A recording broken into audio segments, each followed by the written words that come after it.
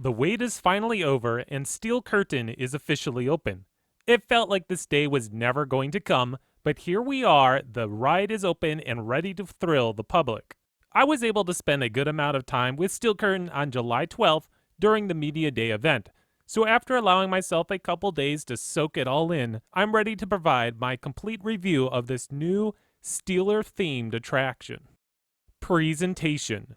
Kennywood decided to try something completely original by partnering with the Pittsburgh Steelers, thus creating a new Steeler country area in the park. The main attraction in this area, of course, is Steel Curtain, a new giant coaster by S&S Worldwide. As I say Worldwide and not Sandside because that is the name that they used during the Media Day event. The whole area is not completely done, more theming is being constructed, but for what I've seen so far, I must say that I am really impressed. Both Steeler Country and the Steel Curtain sign look amazing. The gold and black colors of the ride really pop. I'm a fan of the color scheme, regardless that they are the Steelers' colors. These colors really work well on a coaster. Being that Kennywood is an amusement park and not a theme park, the whole presentation for this ride is well done. The station isn't too much to look at, but the giant Steelers banners, the one with the Steeler logo and the other one displaying which Super Bowl games that they are the champions of, add a nice extra touch to the ride. The trains are also excellently themed. The train seats look like footballs, which the actual car is supposed to be, I think, a helmet, sporting the number 19 on the front, and the other train actually supports number 33, but number 19, which is Juju Smith-Schuster's jersey number. Sorry if I pronounced the name wrong. As you might have guessed, I don't watch football, but I do have respect for the Steelers as they seem to be a positive influence amongst the local community. During the loading and unloading process, an announcer voice, which is Bill Hillgrove, a legendary voice in the Pittsburgh area, tells riders that the instructions for boarding and unloading. The lift hill, which has the song Renegade playing in the background, but this is where we'll come to my only knock with the ride's presentation. The lift hill is super loud.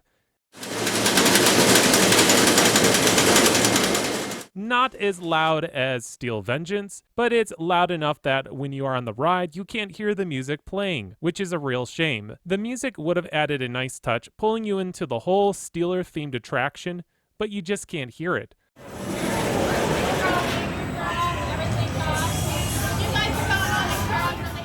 I honestly didn't even notice that there was music playing until I was standing in the station right next to the lift hill. I finally heard it once the train was near the top of the lift, so the lift hill isn't a huge detractor, but it is a nuisance. It's annoying that you really can't interact that well with a person that you are sitting with unless you are yelling at them. But anyways, this will lead me to my final point in the presentation category, and that's the view. Steel Curtain has the best view in the park, hands down. If you're sitting on the right side, it feels like you're going 500 plus feet in the air. It's not until you crest the top of the lift hill that you get a true sense of how high you are in the actual park, because this whole time you've been mesmerized just staring down at the river and town below. Steel Curtain gets a score of 9.5 for presentation. And yes, I'm grading slightly on a curve because not all theming is complete, but with what I see, Kennywood has done a great job. Ride intensity. Steel Curtain is actually a little bit more intense than I was expecting, starting off with a lift hill, which is really intimidating, not just because of the great views, but because of how steep it is. I would be terrified if I actually had to walk down the catwalk. But yeah, the ride really sets you in the mood, pulling you slowly up 220 feet. The first drop, which is called a fake-out inverting drop, or on RCDB they call it a Drakenfire dive drop, it has some good hang time, but for not as long as I was expecting. The banana inversion, or cobra roll, you choose your definition, is a fun inversion that you get some strong G's going in and out of this inversion. The banana inversion is followed by a short ejector airtime moment, but this is something that I will say against Steel Curtain. The ride does have quote-unquote airtime moments, but because of how you are strapped in or being stapled as well, you don't really feel these strong ejector airtime moments. The Sea Serpent roll hits pretty fast. The back of the train has a nice little whip to it as you're pulled through the second half of the inversion.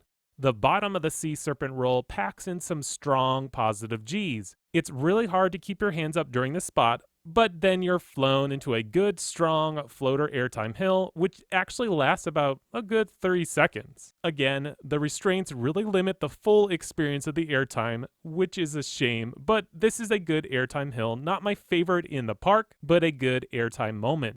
The dive loop is actually one of my favorite moments of the ride. It delivers some fun zero Gs, something I wasn't expecting. The zero G stall is a fast-hitting inversion. If you sit up closer to the front of the train, it really whips you into this inversion. I heard some throughout the day describing this moment as rough, which it technically isn't. It's just a really rapid transition with some lateral Gs. After the zero G roll, you enter into a small airtime hill, which I can't really tell you if there is airtime there, but the corkscrew right after is pretty fun, again with some lateral Gs. I feel like the ride is trying to pull me sideways out of the train. It's a fun experience that's followed by one of the strongest positive G moments of the ride. The turnaround that leads into the cutback has some strong Gs that was really making it hard to keep my hands in the air. The cutback is also a fast inversion that gives you some fun laterals before then sending you into a quick turn that launches you into the brake run. Steel Curtain doesn't end limping into the brake run. It still has a lot of life left in it, leading me to believe that you could probably squeeze in another inversion or two. But I love it when a ride feels like it's ending in full force.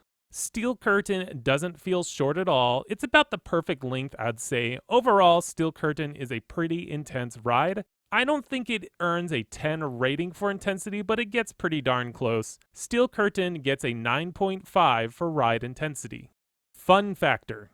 If there is one thing I truly believe about Steel Curtain, is that it's a fun roller coaster experience. Every inversion feels completely different from the one prior, which is a hard thing to accomplish when you have 9 inversions. The ride keeps you entertained from the moment you leave the station till you're back on the brake run. Steel Curtain is going to be a crowd pleaser. Since the ride has a 48-inch height requirement, more members in your family will be able to enjoy.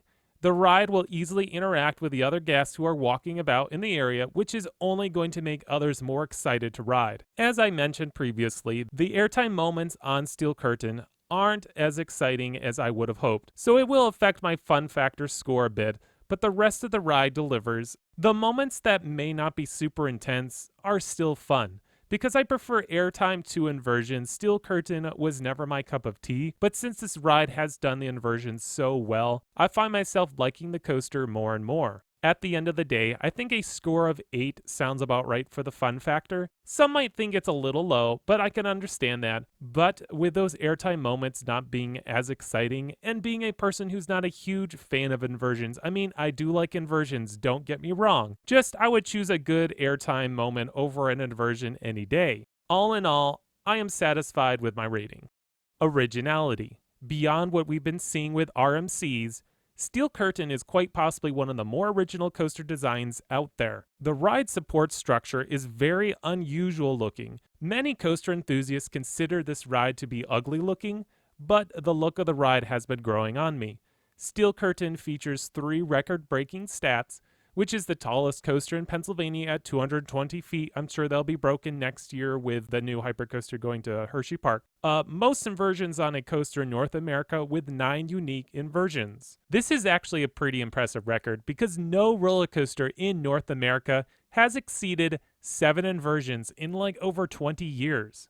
And finally, it features the tallest inversion in the world at 197 feet. Many of the inversions have their own unique twist on them. The fake-out dive drop is very original. As I said earlier, RCDB calls it a Drakenfire dive drop, but looking at them both, they are really not the same inversion. Steel Curtain's first drop is like a corkscrew, but then decides to change direction into a dive loop halfway through. The banana inversion, which is similar to a cobra roll, but is actually still a little different. The way you enter into a dive loop after the main airtime hill is also very unique. If you look at various dive loops on a B&M coaster, you'd see how you'd enter into that inversion from like the side. Steel Curtain takes it head on. The final 3 inversions may not be new inversions, but the way you transition through them with more laterals than normal make them special and frankly more entertaining. Steel Curtain features a lift hill, which is 50 degrees, I believe, making it rather steep. It reminds me more of a lift hill on a dive coaster than on your traditional looping coaster. Beyond the one section where you jump out into the lagoon, most of the ride is stacked up on itself, making it a rather compact coaster. Steel Curtain gets a perfect 10 rating for originality. Ride smoothness. Probably the biggest concern many coaster enthusiasts had about Steel Curtain when it was announced was the ride smoothness. Thankfully, I'm glad to report that Steel Curtain is a smooth ride. It's not glossy smooth like an RMC, but pretty darn close. Steel Curtain has the ever so slight rattle to it. It's not really rough, it's just a slight rattle. It could be the type of wheels that they are using on the ride, because I think the manufacturer and the construction crew did a great job with the track construction and alignment. The farther you sit to the back, the rattle can be a little worse, but again, it's not a deal breaker. My last ride on Steel Curtain was near the front, and during that run, I really didn't notice the rattle at all. I would say that if you were to ask any random person getting off Steel Curtain, they would tell you that the ride was smooth, since they might even overlook the ride's rattle. With that said, I'm giving Steel Curtain a score of 9.5 for ride smoothness. Alright, the final score comes to 9.3, which makes it a fantastic rating. The good in Steel Curtain outweighs any negative attributes of the ride. Kennywood has a winner on their hands and a sure crowd pleaser.